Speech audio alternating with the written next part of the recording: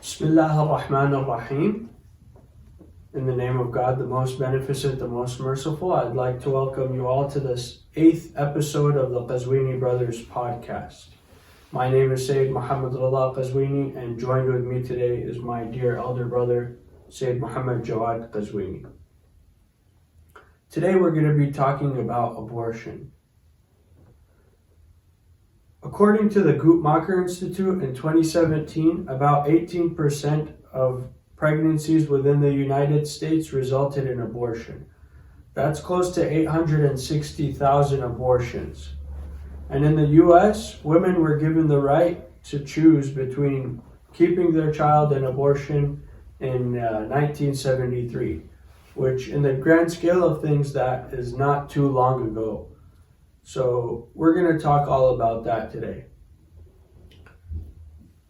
أعوذ بالله من الشيطان الرجيم بسم الله الرحمن الرحيم الحمد لله ثم الحمد لله والصلاة والسلام على رسول الله وعلى أهل بيته الطيبين الطاهرين وأما بعد. Respected brothers and sisters, viewers, friends, Assalamu alaikum wa rahmatullahi wa barakatuh. Today we're going to be talking about an extremely important topic, an extremely sensitive topic at the same time. A lot of people may have known, and a lot of people may have thought of, why is it that we have chosen such a topic? Even though it's a sensitive topic, and people usually try to stay away from sensitive topics,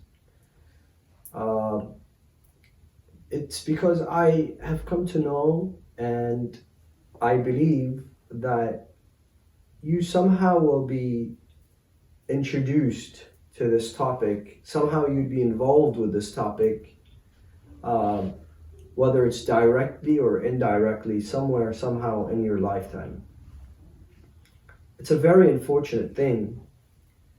However, like Sayyid Muhammad Reza said, 1 million people, almost 1 million people have legally aborted their children last year in America, correct? Right. And imagine how many aborted them, in unconventional ways. That was 2017. 2017. Yeah, but Yeah. So the numbers are very high. People will come across this issue, whether it's a relative, whether it's a friend, whether it's a classmate, whether it's somebody in their immediate family. Right. Somewhere, somehow, you're going to be involved directly or indirectly with this scenario. And I think when it happens, then people start panicking. People don't know what to do. Besides the fact that a lot of laws surrounding abortion are ambiguous. Right. People don't really talk about them. Even scholars. I did a quick research last night and saw that it's literally nobody has spoken about it. Or maybe I just missed to find it. But anyhow, I feel that it's a topic that has not been discussed. It's a topic that has been ignored, but it's a topic that exists in our community. Right. People, to say the least, there are a lot of physicians that work in the field, and there are laws that directly, basically challenge our practice. Right. And we'll get to that. If you're a physician that's aborting a child without cause, without a reason, then Islam holds you somehow liable. And that's something that's discussed by jurists. If you are somebody who is going to have a child that is going to be ill for sure, with an unbearable illness, what do? Do you keep the child? Do you abort the child? Are you allowed to abort the child?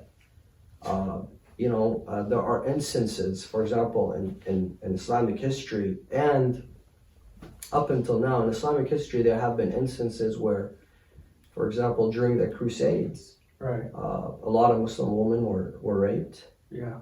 And then, jurists began to really for the first time discuss this issue that, if God forbid a woman is raped, then can she abort the child then? Knowing that, this was some Serbian soldier or some soldier that, she's basically never going to see him again. Right. And he took advantage of her. And it was a malicious act. Right. Now, if something like that would happen, what would be the Islamic ruling? So I think it's a very sensitive topic and very important topic at the same time. I hope that our listeners somewhere, somehow also give us the benefit of the doubt. I think that the idea is we are trying to get a discussion happening, get some people to think, get some critical thinking, try to portray the opinion of Islamic jurists to them. However, I don't want to be insensitive towards some people, or we're not trying to judge anybody, and at the same time, we're definitely not trying to give them legal advice. Right. All we're trying to do is get a healthy discussion happening around this topic that's been ignored and put away on the shelves for a very long time.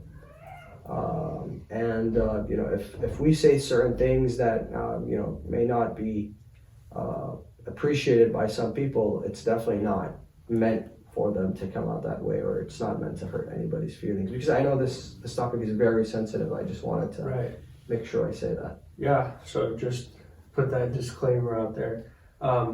We're going to be going over these few main points today. We're going to talk about Roe v. Wade, the landmark decision which gave women the right to choose between, life or choice. We're going to talk about the recent infringements on abortion. We're going to talk about why people get abortions. We'll go over the fiqh perspective, the Islamic perspective on abortion, if it's ever right to get one. Then we're going to talk a little bit about the science behind abortions. And finally, we'll end with contraceptives, and we'll take questions after that. So, Jane Roe, which is basically a fictionalized woman, there was someone that sued the governor of Texas to hide her identity. They named her Jane Roe. So she said that the state was infringing upon her right to privacy in the Due Process Clause of the 14th Amendment of the United States Constitution.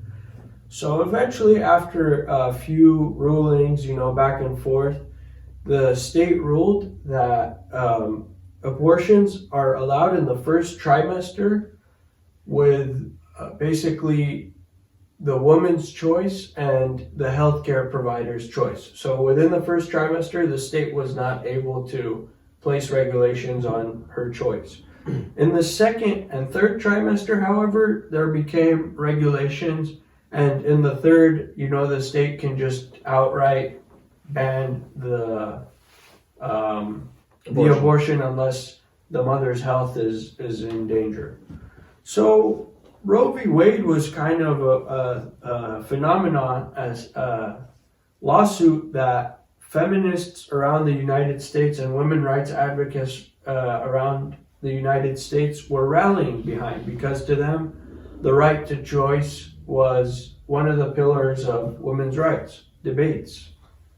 And even today, you see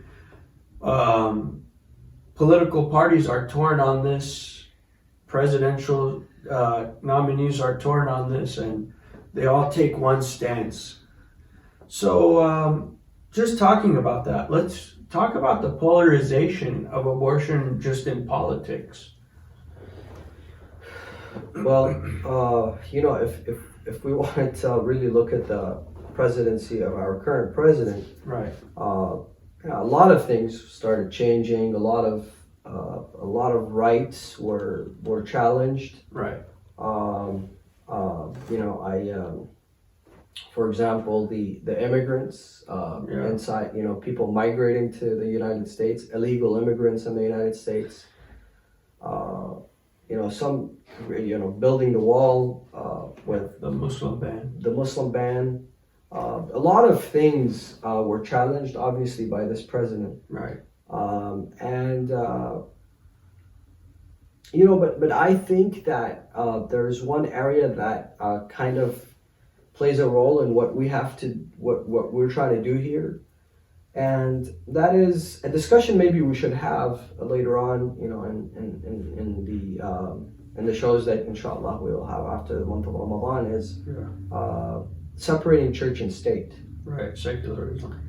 So, you know, once you live in a country that separates, obviously one of its pillars is separation of church and state, then as a Christian, as a Jew, as a Muslim, as a Hindu, whatever your religion may be, if you're somebody who cares about, you know, and values the opinion of your religion, then what you're going to do is you're going to get insight on your religion and this particular topic or this particular subject. Right.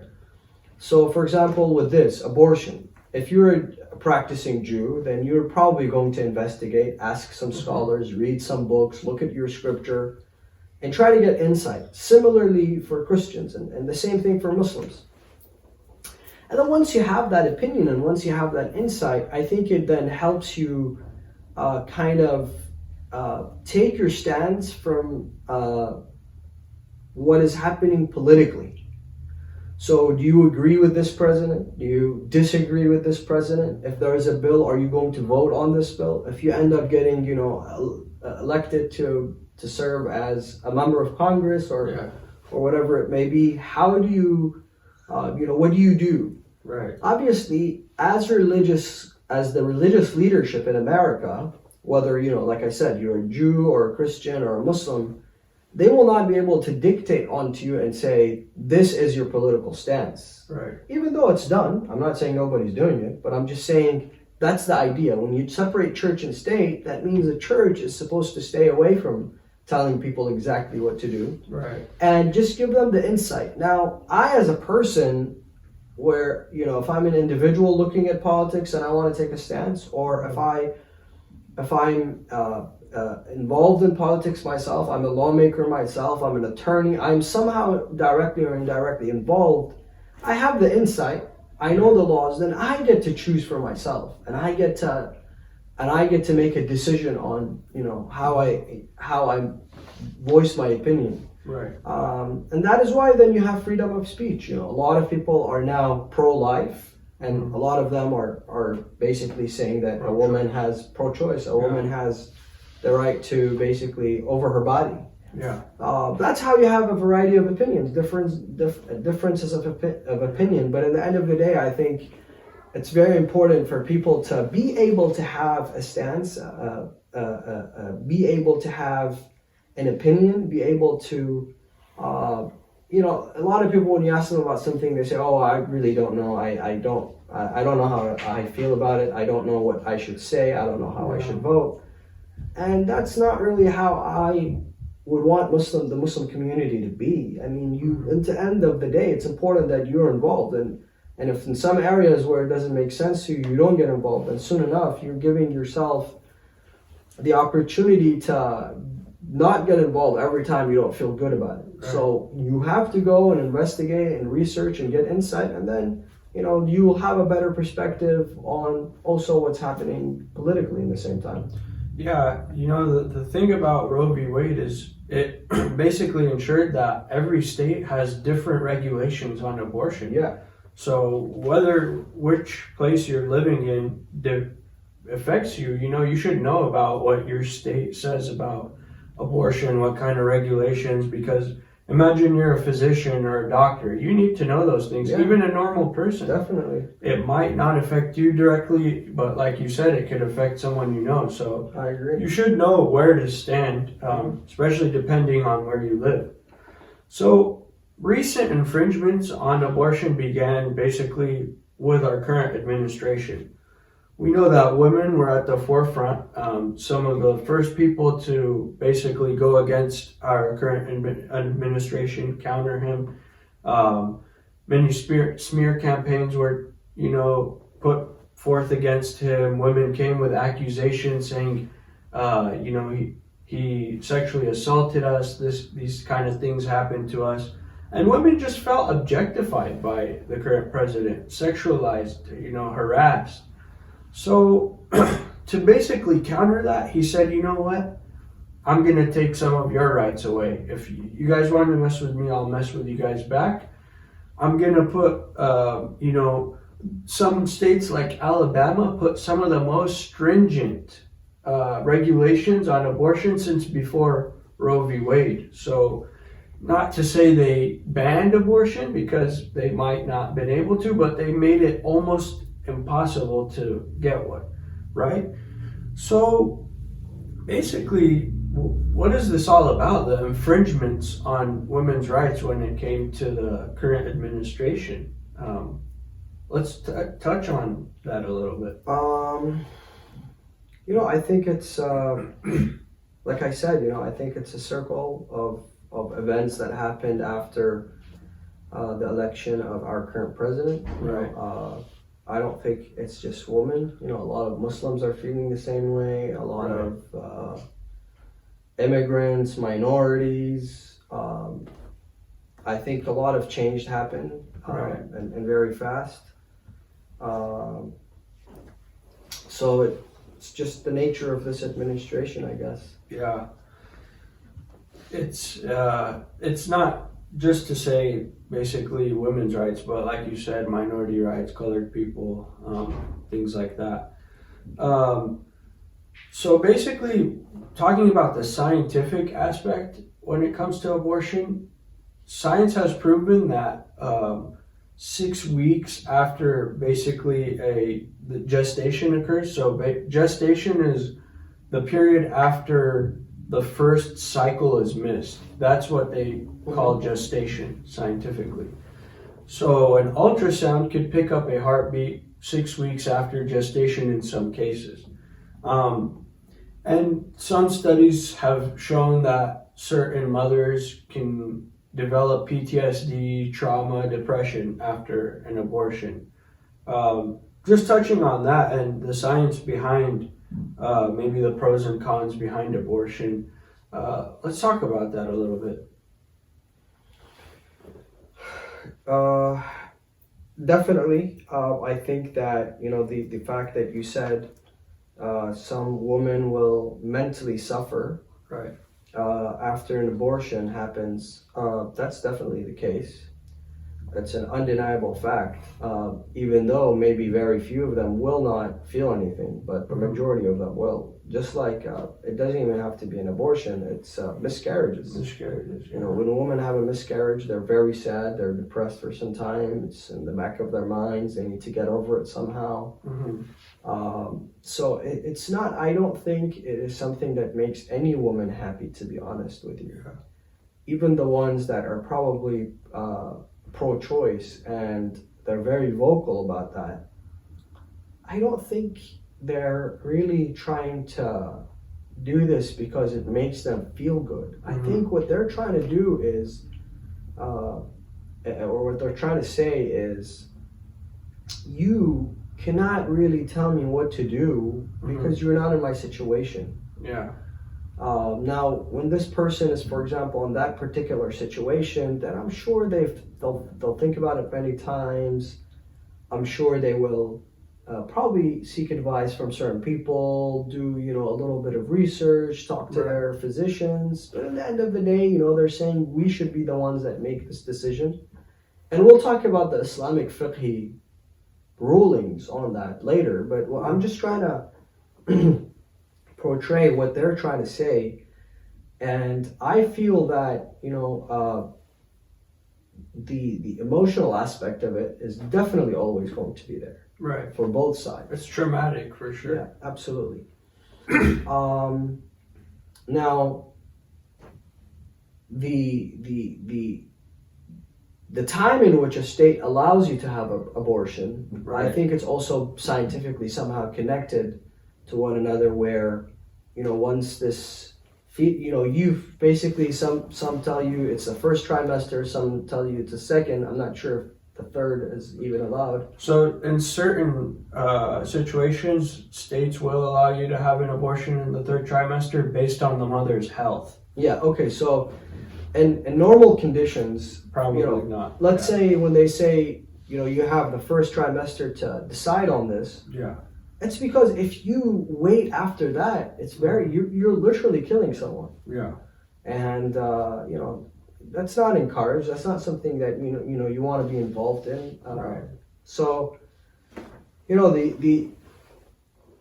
I would say the other party's argument is also, look, it's just like murder. You're killing someone. Mm-hmm. This person's life. It's true that you have control over this person's life because that person is in your body. Yeah. But in the same time, it is them who are independent individuals in your body, created by God, and you shouldn't be killing them without any reason. Right. And if you have, whatever the reason may be, if you have, any sort of valid reason for yourself, do it in the first trimester. Yeah. Don't wait until this baby's about to be born and he has a heartbeat and he has a shape and his gender is known and everything, and then you're just going to abort this child. Yeah, that's what the Texas governor kind of was arguing, is that you basically need to conduct the abortion before the fetus reaches a state of viability, Mm-hmm. which means, it might develop a soul. I know science can't prove when a fetus develops a soul per se, but maybe a heartbeat can be an indicator, or other things like that. And 90 days is plenty of time to think, but regardless, in 2019, 50% of U.S. states are U.S. women of reproductive age. So that's, I think, almost 40 million women. They lived in a state that had that was considered hostile towards abortion rights. And as of September 1st, 2019, 29 states were considered hostile towards abortion rights. So just to reiterate, that you should also do your homework and know where your state stands on this. Mm-hmm. And you should know your governor, yeah. your members of Congress, stuff like that. Those are very important things that we need. Basically, when we talk about political awareness, and I'll reemphasize that, I think those things are important. Right. We need to know, the political stance of our representatives. Right. On things they represent us on. Yeah. Right. And obviously, when it comes to the right to your privacy, for a woman's choice, they should all know how to stand on the subject. So now that we've talked about the politics, the science behind it, we've touched on a few aspects of abortion. Let's talk about the Islamic perspective. I know in some cases, obviously, a mother's health is important. Maybe if she was sexually assaulted, certain situations. So I want to know firsthand what the Islamic perspective on abortion is.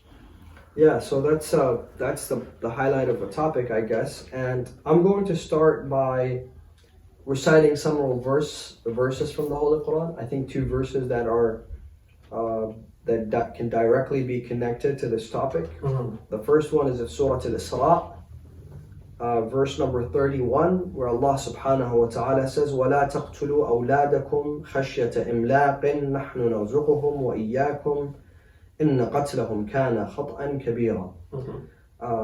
Allah says that do not kill, mm-hmm. and do not take away the life of your children from the fear of poverty. Right. So the same thing applies, that they were aborting children because of poverty, because this verse talks about people who basically not have the child, right, or not welcome this child into this world because they feel that they're not financially stable, they're not financially capable. So Allah subhanahu wa ta'ala says, نَحْنُ نَرْزُقُهُمْ وَإِيَّاكُمْ. We are the ones that provide to you. Allah subhanahu wa ta'ala is the provider. Just like He's providing for me today, for me and my wife, and for example, 1 or 2 children, yeah, He will provide for the next 2 or for the next 3. Allah subhanahu wa ta'ala says, نَحْنُ نَرْزُقُهُمْ وَإِيَّاكُمْ. Some of the mufassireen have stated it's as if Allah is saying that if you want to increase in all your rizq, all your sustenance as a family together, allow this to happen. And if you abort this child, Right. then it's as if the rizq will be cut or decreased for everybody. Right. Because then it shows that you don't really believe that rizq comes from Allah. Mm-hmm. But you kind of have this idea that rizq comes from you and your hard work.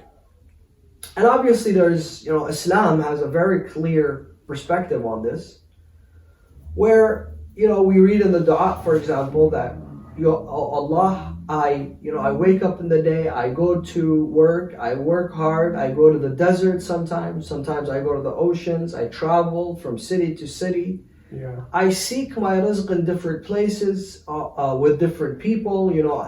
You go into so many different business meetings and so many different encounters, but in the end of the day, I struggle and I do what I have to do.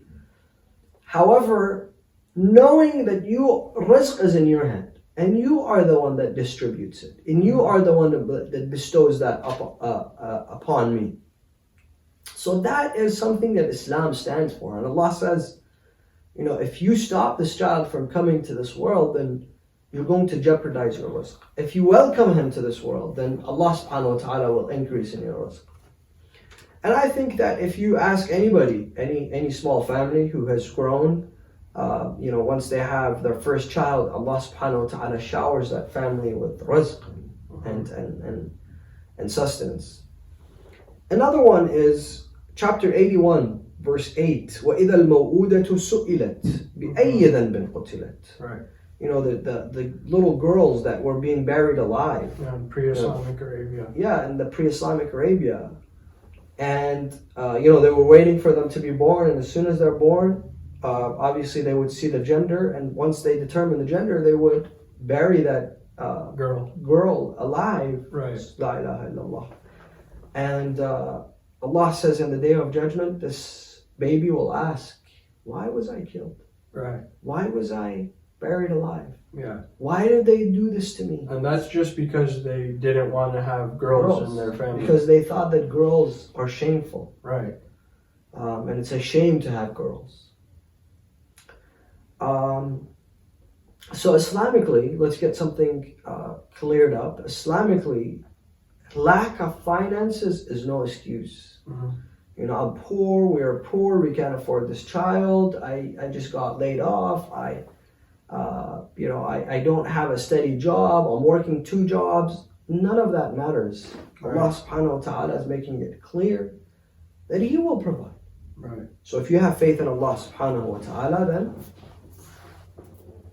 we see what the Quran has to say and realize that Allah subhanahu wa ta'ala will even increase in our rizq. Maybe after the child is born, then you're going to get a job, and a good paying job. Another is the fiqhi perspective, the perspective of the scholars when it comes to this particular issue. So I think we do have participants in our audience who are not Shia. Right. And we also have those who are interested to know the opinion of other madahib.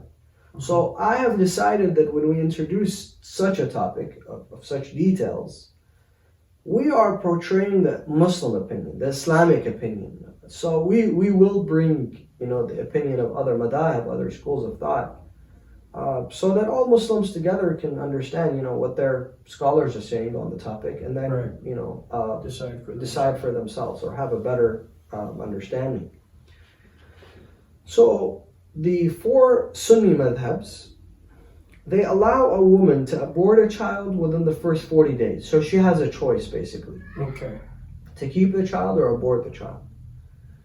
Al-Shafi'iyya, Al-Hanbaliyya, Al-Hanafis. So the Shafi'is, the Hanafis, and the Hanbalis, those 3 schools of thought allow abortion within the first 40 days. However, the Malikis and the Imamis, the Shia, they do not.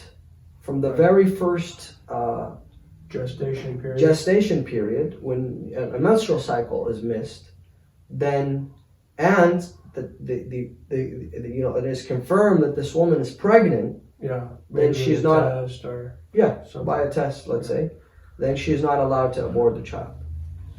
However, first 90 days, some people say 100 days. Now, the riwayat doesn't really say how many days. Right. The riwayat says بعد or قبل علاج الروح, Right. right before the soul enters that fetus, Right. or right after the soul enters the fetus. But some scholars have said it's 120 days. Some said it's 90 days. Right. It could be right before the third trimester.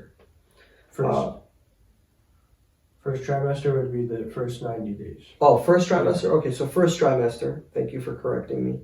Or the stage of viability. Right. Yeah. So before the stage of viability, or the first trimester, right before the second trimester, those laws may apply in the Imami school of thought. Right. The Imami scholars have stated the following: that there are some areas where they are considered an exception. Right. What are the exceptions to this rule? Number one is if there is an extreme danger that is going to fall onto the mother. Mm-hmm. For example, there are instances where she's going to have very high blood pressure and she's going to lose her sight. Right. Basically, she may lose both her eyes and become blind. Right. Or this pregnancy may result in her losing a limb. Or it may result into her death.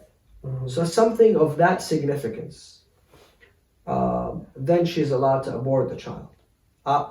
Obviously by a physician. Yeah. Obviously by the council of physicians. Not that, Healthcare I think this is going to hurt my health. Yeah. This is going to kill me.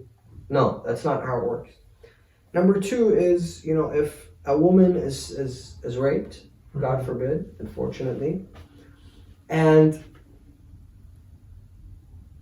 again, before the end of the first trimester. And it's going to cause a lot of damage to her reputation, to her family. And she basically is left with no other option. Yeah. This is very important for us to mention. Not every rape should result in that. You should still have a choice. Some people may tell you, okay, but now that I have this child, It's why not should I forced, kill them? but the It's not choice forced. is The choice is there. available. Okay. Some people think it's forced, as if you are forced to abort this child because he's a child out of haram, out of wedlock, and that is not the case. Right. Allah subhanahu wa ta'ala is the creator of that child. Allah subhanahu wa ta'ala will take care of that child. Allah subhanahu wa ta'ala will love that child as well. And, while there are illegitimate ways to have children, God forbid, there are no illegitimate children. Because if God wishes for them to breathe and to be alive, there are legitimate people to be here. Right. So if you feel that you cannot have this child, then you abort the child. You're given permission, basically. However, let me emphasize on a very important point here. What is rape? I've noticed that today, especially in the West, this word is used very loosely. Mm-hmm. A woman that was there by her own choice, and I don't want to talk about details. I don't know the average age of viewers or how this discussion is all filtered. It probably is discussed as people are probably watching this at home. But if she ended up being in that situation by her choice, seducing the person by her choice, and then somehow, somewhere down the line, she decides, oh, this is not for me. We have to understand the definition of rape as rational people around the world understand it, and as Islam defines it, if we're going to give a verdict here. You know, you literally have, the person has to literally be forced into this, God forbid. They have to be fully taken advantage of, you know. It's not that, I was there at that moment, I felt like I was okay with it. Then when I left, I felt like I had made a mistake. So now I'm going to accuse this person of rape. That's horrible. That's a horrible thing to do. You know, that's not something any woman should be proud of. If you were part of a mistake, it's a two-way street. Then you should own up on that mistake and not go around accusing people. Anyhow, so we have to also understand that the definition of rape is not as loose as it is used in today's world. Okay, so the third area is zina.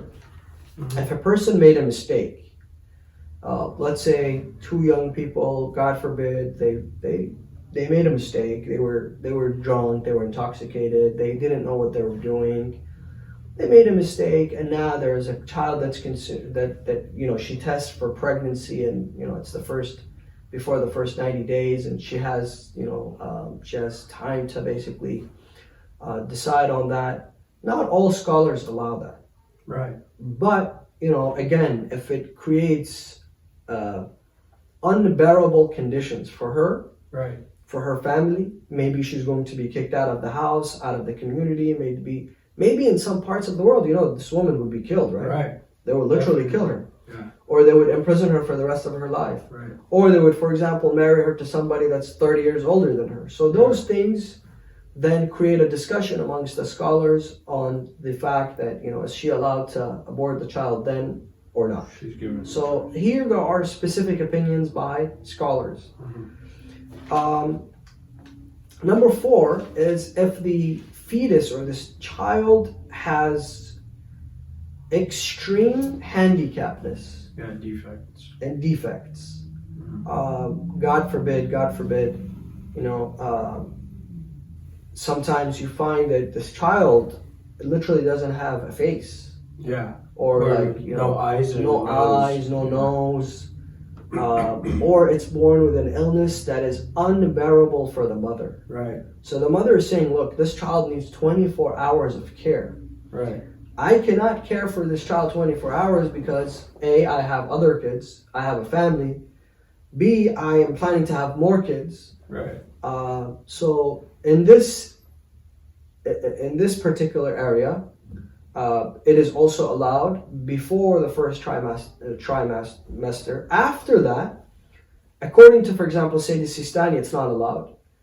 After that, according to some fuqaha and some mujtahid, still allowed. So you have to really go back to, if you were discussing anything after the state of viability, then we have to go to specific maraja, specific scholars. But we're here talking about some general laws. And for the most part, from what I read in the works of scholars who are the Sunni scholars, the Sunni fuqaha, for the same part, they're, you know, not more strict from what I saw.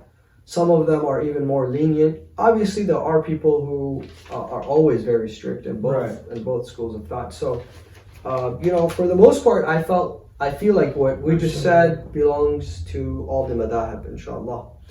And let me just look at my notes. I think the rest you're going to bring them up. So when you do bring them up, we'll discuss them. Yeah. So I know that. Well, obviously, statistics show that contraceptives are a really good way to lower abortion rates. If people are using certain kinds of protections and birth controls, then they may not have to conduct an abortion, right? Absolutely. It would never reach that stage. So I know this is also a polarizing subject in our faith, contraceptive use. Is contraceptive use halal, and what kind of birth controls are we allowed to use? Yes, contraceptives are halal and sometimes very recommended. Right. for some people. If you have like 6, 7 kids, maybe. No, I don't want to put a number and say if you have 6, 7 kids. Some people can Right. have 12 kids and still manage Still them and support give them, Yeah. moral and ethical standards and make them good people. Right. So bless them, may Allah bless them and keep their family healthy. But for other people, if they're just not caring for their kids, if their kids are going to end up behind bars or joining gangs or troublemakers or just becoming a burden on society, I would think that if you're a burden on society and your children are becoming a burden on society, then I would suggest that you use contraceptives. Yeah. Makes more sense. So I think judging on people's situations, there is 2 types.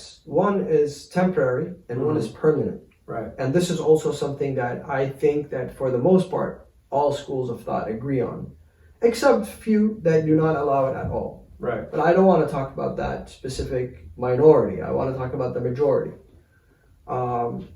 So the temporary is allowed. Right. Even IUDs are allowed because they are temporary. Right. Anything permanent, a permanent disability, a permanent to permanently basically stop yourself or disable yourself from being able to have baby. Yeah. To be able to produce children, whether it's for the man or for the woman, that is not allowed. Right. That is prohibited in the religion of Islam. I guess that answers your question. If it's temporary, it's allowed. If it's permanent, then it's not allowed. Okay. And I think we basically touched on everything. We have a lot of questions that we can answer. Yeah. Let's look through the live chat and even the comments. Well, before we look at the live chat, to be honest with you, I think we have questions that we have to take from the comment section. From the comment section, people that have actually emailed us their question. I think we have some internet issues again, unfortunately. But let's just try to... I think we're fine with the phone, but yeah, the iPad, yeah. I hope so. Okay. Yeah. So, can everyone just let us know if the connection is fine in the live chat? Yeah, we're good. Okay, so first is clearing. Some people asked about the way that we should be able to explain this to non-Muslims or those who disagree with us on this particular Islamic stance. How do we explain it? And I feel that the best way for us to understand this from an Islamic perspective is our bodies do not belong to us, according to Islam. According to the Quran, Allah says, "Inna lillahi wa inna ilayhi raji'un." We are from Allah, we belong to Allah, and to Him we return. So our bodies, our limbs, are Allah has entrusted us with them. So I can't just come and, for example, cut my hand and say, it's my hand, I have a right over my own body, let me chop it off. Right. I cannot do that. I can, amputate a finger. This body belongs to Allah. We have to protect it. We have to take care of it. And we cannot even, according to the Quran, we cannot put ourselves in direct danger and say, it's my choice. I can, for example, try throwing myself off this cliff and see if I can manage somehow. Yeah. That's not allowed. If something has that, a great amount of danger to you, to your existence, to your body, you should not be involved in it. Right. According to this verse from the Holy Quran. So if we do not have control over our body in that sense, if we do not have a choice and it belongs to Allah, also the soul, this body, this human that is within the woman, that also belongs to Allah subhanahu wa ta'ala. So if I cannot be tampering with my own body, if I cannot be hurting my own self, right. Same thing goes for this child that's within this mother. Right. So she cannot basically, that's the Islamic stance, is that after we explain the reasoning, without any reason, without any rationale, Islam does not allow this process. Now, another question was that I wanted to take, and I think it's important, is one of the sisters or one of the ladies here in the discussion said, "Why are two men talking about this issue?" Yeah, valid question. And I felt like, this is something that was not coming out of hate. It was coming out of, like you said, a valid question. And I think we should be talking about it. First of all, we're not here giving legal advice to anybody. And we're not here telling them what to do. Right. And we are not here to judge anybody. And like I said, we don't know people's situations. We're not in their shoes. Right. We are not, we are not the judges of people. Allah subhanahu wa ta'ala. So we're not really here to tell people what to do or to act in certain ways. We are doing we're creating this discussion because we feel it's an ignored topic. Right. Number two, we are giving the Islamic Quranic perspective on this. So we use verses from the Quran. We are using the opinion of scholars. And I think for the most part, this is a helpful discussion for many people. It creates insight for people. However, like I said, once you live in a country, once you live in Western democracies where church and state are separated, I, as a religious scholar, will not come and tell you, this is how you have to vote on this issue. Right. This is your stance on this issue. You're going to have to make a decision on your own. But does that mean that we as men should not talk about certain topics and women should not talk about certain topics that relate to men? I think that is kind of taking it too far. And so basically somebody asks on how we should vote on certain issues. Are we allowed to basically engage in this type of voting? Like I said, at the end of the day, now the Islamic insight, the Islamic opinion, the Quran and what the Quran has to say about it. Yeah. So at the end of the day, you make a decision there on the best possible. I saw comments in the comment section that said, I'm pro-choice, but I'm also pro-life.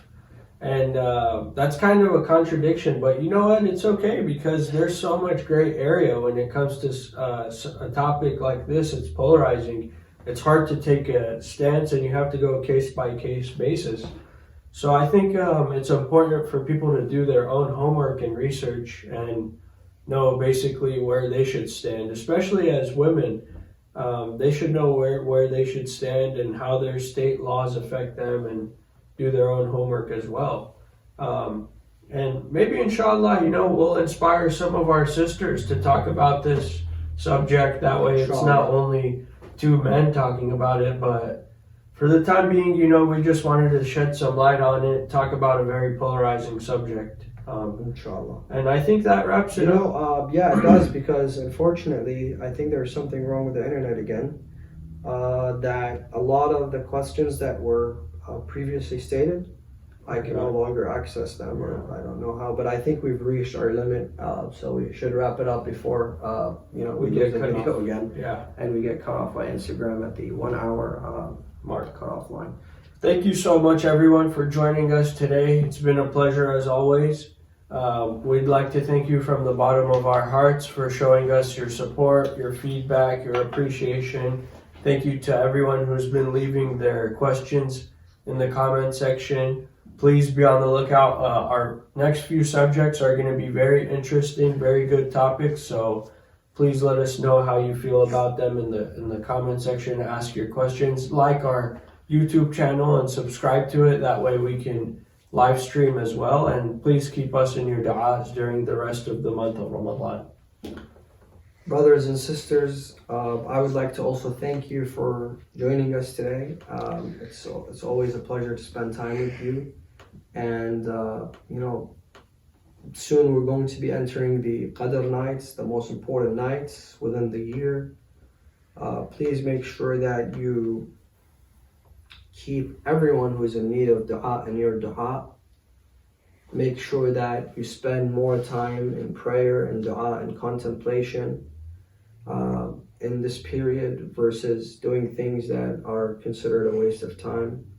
the month of Ramadan will soon be over. We're already halfway within the month, and soon enough the month will be over. And not only that, but I believe that after Eid, inshallah, the lockdown will also be over for a lot of people. You'll go back to work and you'll go back to your normal lives. There are 2 weeks, a great opportunity, a golden opportunity for you to make some wonderful decisions for yourself, seek greater success in your life, get closer to Allah subhanahu wa ta'ala, and I will always pray for you, and I ask for your dua in return. May Allah bless you all. Wassalamu alaikum wa rahmatullahi wa barakatuh.